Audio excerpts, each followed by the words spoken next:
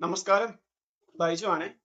നിങ്ങൾ മറ്റൊരാളുടെ ലോണിന് വേണ്ടി ഗ്യാരണ്ടി നിന്നപ്പോൾ നിങ്ങൾക്ക് എപ്പോഴെങ്കിലും പണി കിട്ടിയിട്ടുണ്ടോ?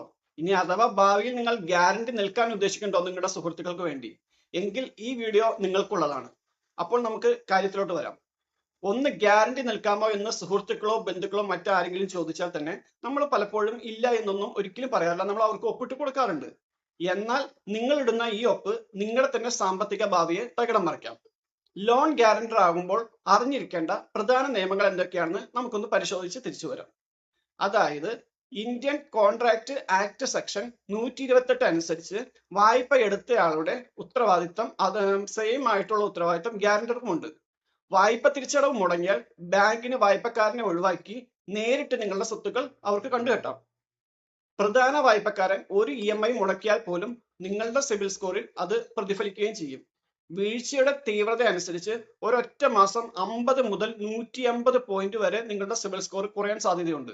ഇത് നിങ്ങൾക്ക് സ്വന്തമായി ലോണോ ക്രെഡിറ്റ് കാർഡോ കിട്ടുന്നത് തടസ്സപ്പെടുത്തുകയും ചെയ്യും.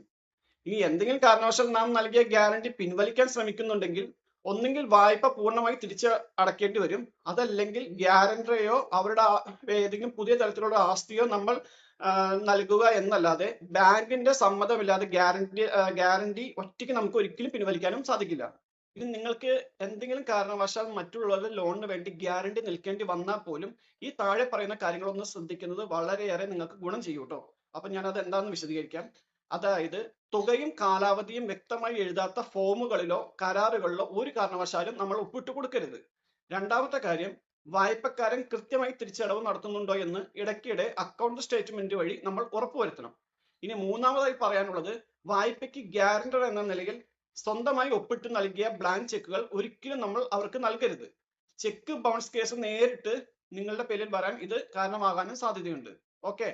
ഇനി വൈകാരികമായ തീരുമാനങ്ങൾ എടുത്ത് ഒരു കാരണവശാലും നമ്മൾ ഗ്യാരണ്ടർ ആയിട്ട് നിൽക്കരുത്. പ്രത്യേകിച്ച് ഭാവിയിൽ സ്വന്തമായി വീടോ വാഹനമോ അല്ലെങ്കിൽ മറ്റെന്തെങ്കിലും ലോൺ എടുക്കാൻ നിങ്ങൾ ഉദ്ദേശിക്കുന്നതാണെങ്കിൽ ഒരു കാരണവശാലും മറ്റൊരാൾക്ക് ഗ്യാരണ്ടർ ആവാൻ നിൽക്കരുത്. ഇതൊക്കെ പറയുന്നുണ്ടെങ്കിലും നമ്മൾ കേരളീയർ സാമ്പത്തിക കാര്യങ്ങൾ കുറച്ചുകൂടി വ്യക്തത വരുത്തേണ്ടതുണ്ട്. അല്ലാത്ത പക്ഷം മറ്റുള്ളവരുടെ കടബാധ്യത തീർക്കേണ്ട ഗതികേടിൽ നമ്മൾ എത്തിയേക്കാം. അപ്പോൾ ഇതാണ് ഈ സബ്ജക്റ്റിനെ കുറിച്ച് പറയാനുള്ള കാര്യങ്ങൾ.